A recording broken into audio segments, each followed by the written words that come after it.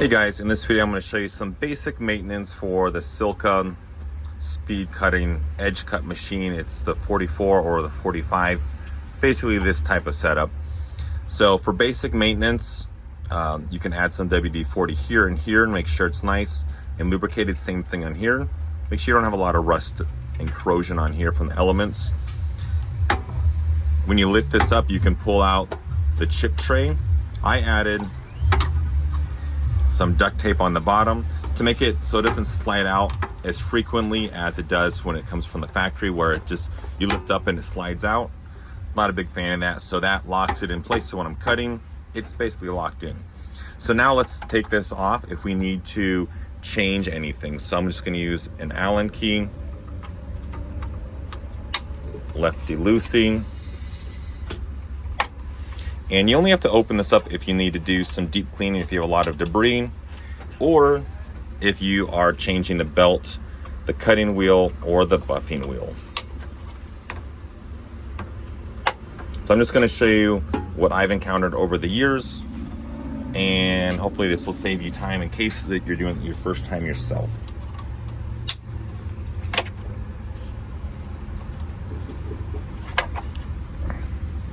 Other than that, the Silca is pretty robust. Don't really have any issues with it. As long as you treat it right, you're fine. So we take off that third screw, and then we have our cover. See all that dust? Ideally, you want to clean that out or shake it off.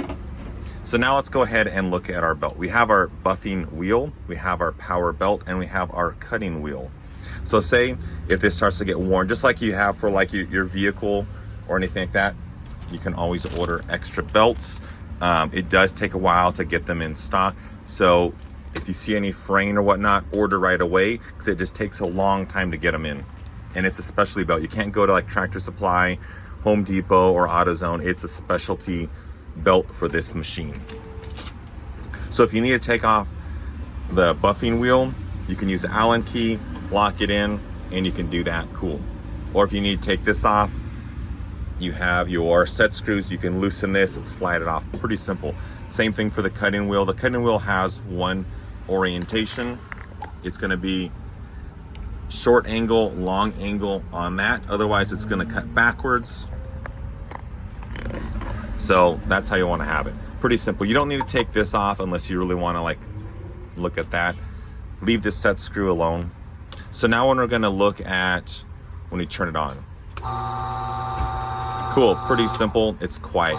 If you hear like this flap noise, that means there's a rip on here and it's hitting the inside of this. If you hear flap, flap, flap, flap, flap, that's gonna be, this is getting damaged. But it's nice and quiet, that's good. So let's go ahead and look at other parts. So if we unplug this down here, let me see if I can zoom in. Down here underneath is gonna be where the fuses are held. So say if you try to turn this on and it's like mushy, like it's not clicking, it's because of the fuses. Let me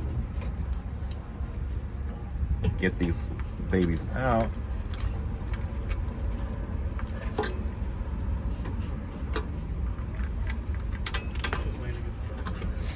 So these are the fuses. It's gonna be, you can find these at Home Depot or Lowe's. It's gonna be, let me zoom in. It's a 5 amp at 250 volts. So 5 amp, 250 volts, like a bus fuse, glass fuse. And they essentially go in like so. Now there's two little prongs underneath that kind of rest on here. And sometimes it gets tricky to slide them back in. So you want to hold it like so and kind of angle down and in, so it's flush. You will have difficulties the first time because it's like those little prongs. You can use a screwdriver and kind of lift them up, but you don't want them like not touching. You still want them pressing down, and then you can plug it back in and check. Good. So the fuse, you always want to have extra fuses, and I like to stick them on the back in a little baggie, because once the fuses pop for some reason, like say if there's like a voltage issue, you'll go through like 4 sets of fuses back to back. So if you don't have extras, you can't do anything. If Get them at Home Depot or Lowe's, or even on Amazon. I got like a 10-pack for like, I think $2. And then for the rest of the machine, add some oil here. Let me zoom out. Add a little bit of like lithium or dry oil here, or WD-40. And other than that, it's pretty simple for the Silca. And just clean. So you don't want to have all this dust flying everywhere. See all that gunk coming off?